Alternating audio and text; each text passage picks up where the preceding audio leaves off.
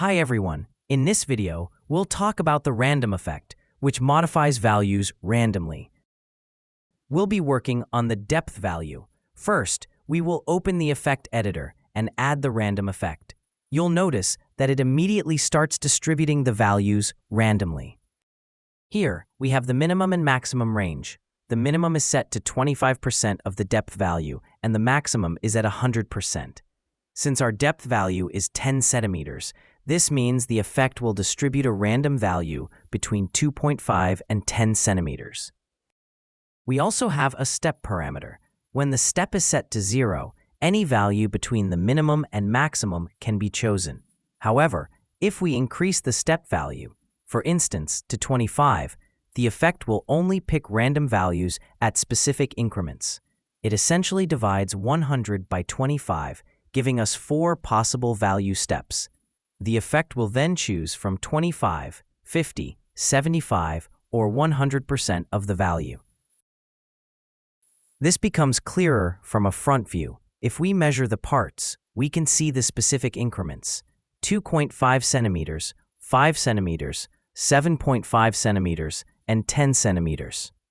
This is useful if you want to control the randomness with specific increments instead of it being completely random. For another example, you could set the minimum to 50% and the step to 50%.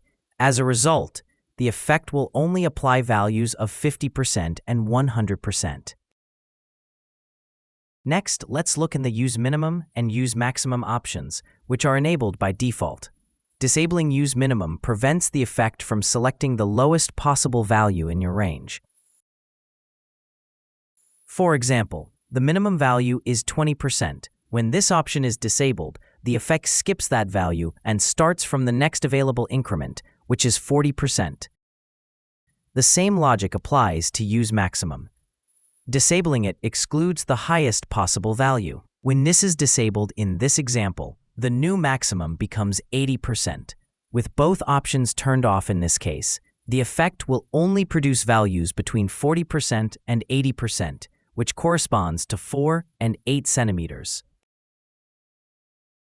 Finally, the random seed value allows you to change the pattern of randomness applied to the items. Now, let's look at another example of the random effect.